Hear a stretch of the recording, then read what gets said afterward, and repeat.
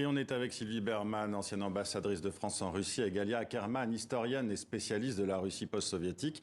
Sylvie Berman, avec ces combattants ukrainiens qui se sont rendus aux forces pro-russes, on peut imaginer que Moscou va s'en servir pour tenter de regonfler le moral de ses troupes, non ? Oui, parce que jusque-là, il n'y avait pas eu de succès à part Kherson, même si la chute de Mariupol a été annoncée à plusieurs reprises. Volodymyr Zelensky avait dit que ses combattants ne se rendraient pas. Eux-mêmes avaient fait savoir depuis Azovstal qu'ils ne le feraient pas. Or, là, ils se sont effectivement rendus. Volodymyr Zelensky l'explique en disant qu'ils ont besoin de combattants et de héros vivants. Et en même temps, c'est vrai qu'il y a eu une campagne pour la libération des personnes enfermées à Azovstal, y compris des épouses de certains du régiment Azov. Donc, ça permet aujourd'hui de le faire. Donc, il annonce un échange de prisonniers qui n'est pas garanti, mais en tout cas, c'est ce qu'ils essaieront de faire.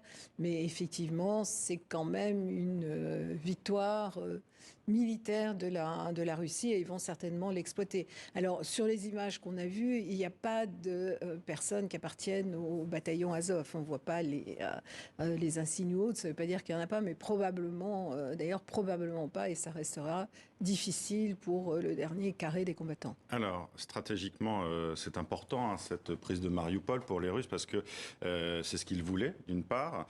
Ça fait la jonction entre les troupes russes qui se trouvent dans la Crimée annexée et les combattants pro-russes du Donbass, qui est désormais donc possible. Ça veut dire quoi pour la suite de la guerre, Galia Ackerman ? C'est très difficile à dire ce que ça signifie pour la suite de la guerre, parce que les Russes, de toute façon, contrôlaient toute la ville de Mariupol, excepté donc excusez-moi, cette énorme aciérie qui est... C'est un gigantesque complexe. Voilà, qui est excentré par rapport à la ville. De toute façon, c'est à l'est de Mariupol, oui.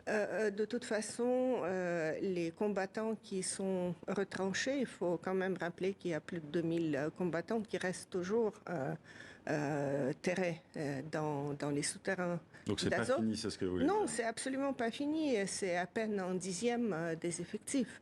On ne sait pas ce que vont faire les autres. Pourquoi ceux qui se sont rendus? Est-ce que parce que la vie de ceux qui étaient des blessés graves était en danger? On dit qu'il y avait 53 blessés, hein, c'est ça? 53 blessés graves. Graves, hein, oui. Voilà. Donc, moi, je pense qu'il faut encore attendre pour voir si les autres se rendent ou non pour parler de succès militaire russes. Parce que ce que les Russes ont fait, c'est qu'ils ont totalement colmaté toutes les sorties. Ils sont emparés du tunnel qui permettait aux combattants de sortir vers le fleuve et s'approvisionner en eau.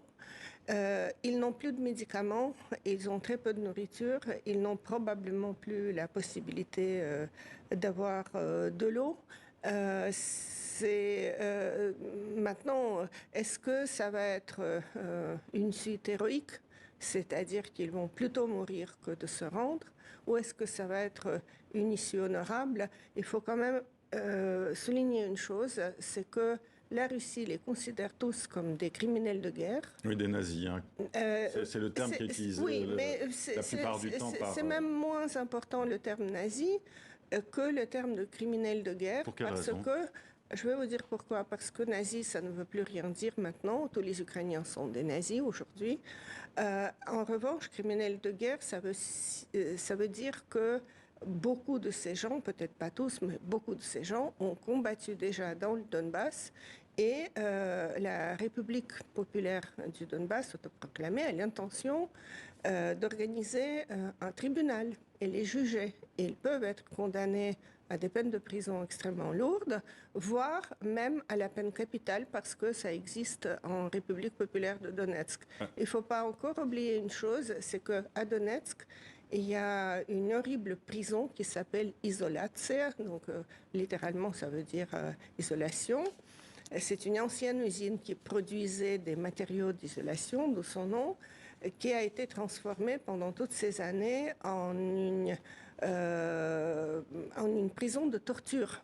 Et donc, moi, personnellement, je pense en effet que l'avenir de ces combattants, surtout ceux dont on connaît qu'ils ont déjà combattu dans le Donbass, cet avenir n'est pas très rose. En tout cas, ça fait écho justement à la conférence de presse qui a été donnée ce matin par Dmitri Peskov, le porte-parole du Kremlin, et aussi Sergei Lavrov, le chef de la diplomatie russe, devant des jeunes, beaucoup de jeunes. On voit les images, c'était une énorme conférence de presse. En termes de communication, on comprend bien ce qui était visé. Et justement, Dmitri Peskov est revenu sur les massacres de Boutcha, expliquant en fait qu'il s'agissait d'une mise en scène, encore une fois, il le disait, de fake news. Pour quelles raisons, à votre avis, justement, Sylvie Berman? La peur d'être jugé après la fin de cette guerre, et justement, ce que disait Galia Ackerman, c'est la réponse du berger à la bergère. Vous voulez nous juger? On va vous juger aussi. Oui, tout à fait. Mais je crois que Boutcha a été un peu un tournant dans la guerre parce que l'image des Russes s'est profondément dégradée et ils en ont été conscients pour avoir dû expliquer que c'était une manipulation et eux-mêmes avoir leur propre narratif. Et donc, ils s'en tiennent effectivement à ce narratif-là. Peur d'être jugés. Je ne sais pas, parce qu'en réalité, ces soldats vont retourner en Russie, ils n'en sortiront pas. Il y a peu de chances qu'ils passent devant un tribunal. Bon, un tribunal international, ce n'est pas possible, puisque de toute façon, la Russie ne reconnaît pas la compétence de la Cour pénale internationale. Et pour le reste, alors là, il y a un jeune soldat russe de 21 ans qui sera jugé demain, parce qu'ils l'ont pris là. C'est-à-dire que si les Ukrainiens arrivent effectivement à en prendre quelques-uns ici. Il y a des compétences internationales, des tribunaux nationaux aussi, donc il y a aussi cette possibilité-là. Bien sûr. Non, mais ils vont retourner en Russie après et ils savent très bien qu'ils seront visés, ils ne sortiront pas de Russie. Donc je pense, c'est très bien. Je pense que c'est très important de faire le travail de documentation, d'avoir toutes les preuves, de les inculper. Mais c'est vrai que ce sera difficile. Donc je pense que la réaction russe par rapport à Boutcha est plus en termes d'image. Et d'ailleurs, Vladimir Poutine, au lendemain de Boutcha, a essayé d'appeler le président de la République qui ne l'a pas pris au téléphone. Français, Oui. On va justement écouter Vladimir Poutine qui s'exprime là régulièrement. Il s'est encore exprimé aujourd'hui, on va l'écouter. Tout ce qui se passe en ce moment, y compris les événements en Ukraine, à notre grand regret, découle de la politique irréfléchie du soi-disant Occident collectif, qui a ignoré pendant des décennies les préoccupations tout à fait légitimes de la Russie concernant sa sécurité, tout en encourageant les éléments nationalistes et néofascistes au sein du gouvernement de Kiev. Le président russe qui s'exprimait lors d'une réunion dédiée au secteur pétrolier. Il est toujours dans la même dialectique, Galia Ackerman, qui avait coupable, l'Occident est coupable. C'est tenable, ça c'est entendable pour l'opinion russe, c'est comme la méthode Coué, on répète, parce qu'on a quand même entendu des voix un peu discordantes ces derniers temps dans les médias qui sont tenus par le pouvoir russe. Absolument. Plus le temps passe, plus ce discours totalement figé et qui est ancré dans une réalité imaginaire devient intenable pour les Russes qui ont gardé même une petite capacité de réflexion.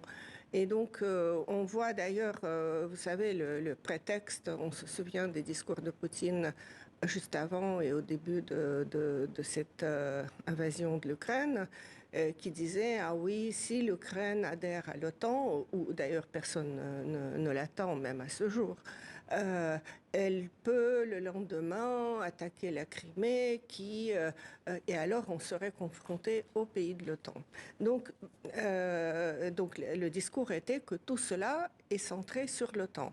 En fait, c'est faux. Et maintenant, quand il y a la demande déjà officielle de Finlande et de Suède, les deux demandes officielles seront envoyées demain par les deux pays. Donc l'adhésion à l'OTAN, Poutine a déclaré que ça ne représentait aucun problème. Pas de menace immédiate, a-t-il dit. Pas de menace immédiate.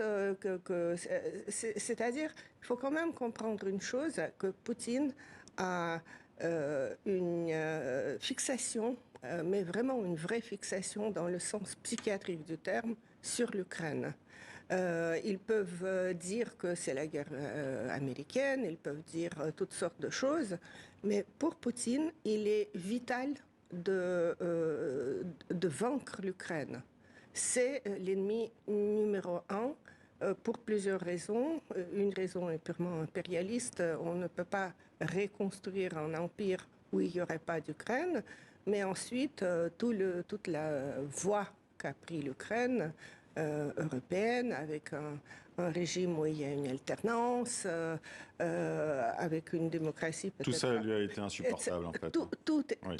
Tout est insupportable et il y a le ressentiment purement impérial. Comment ça, oui. Cette Ukraine-là... peut-elle résister aussi, hein. Voilà. Et justement, Sylvie Berman, Galia Ackerman évoquait ces demandes d'adhésion qui vont partir demain à l'OTAN de la Finlande et de la Suède. Et on a trouvé le président russe plutôt mesuré, hein, dans ses propos. Je l'ai dit, hein, il a dit qu'il ne s'agissait pas d'une menace immédiate, mais que la Russie réagirait. Vous avez l'impression qu'il est moins va-t-en-guerre, peut-être qu'il commence un peu à être plus prudent? Est-ce qu'on peut le dire comme ça? D'abord, je crois qu'il ne peut rien faire par rapport à ça. Donc, il préfère considérer que ça n'a pas d'importance. S'il avait fait des menaces vides, ça l'aurait finalement montré plutôt en position de faiblesse. Par ailleurs, il a quand même de bonnes relations avec la Finlande. Oui, il y a eu un contact avec le président pendant des mois. Oui. Et puis même là, il y a eu un contact téléphonique. Donc ce qu'il dit, c'est que leur adhésion à l'OTAN n'est pas grave, mais que s'il y avait déploiement des forces de l'OTAN, ça poserait un problème. Mais je crois que c'est surtout parce qu'il n'a pas le choix et il vaut mieux réagir de cette manière pour ne pas perdre la face. Mais c'est un ratage alors, cette guerre? C'est un ratage total, c'est une erreur stratégique majeure, d'autant plus qu'avec le déploiement aux frontières de l'Ukraine qui constituait une forme d'intimidation, de dissuasion, il avait tout gagné parce que les Américains étaient prêts à engager un dialogue avec lui, que l'Ukraine ne rentrerait jamais dans l'OTAN. Donc en fait, il avait ce qu'il cherchait depuis des années, c'est le respect et la crainte de la Russie. Et avec cette guerre, non seulement il a perdu ça, mais il a obtenu l'inverse de ce qu'il voulait. Il a réactivé dans tous les domaines, il a réactivé l'OTAN. Que le président Macron déclarait en état de mort cérébrale en novembre dernier. Hein. Tout à fait. Il a fait de l'Ukraine, il a renforcé l'identité nationale de l'Ukraine, y compris chez les russophones et les russophiles. Il affaiblit son économie.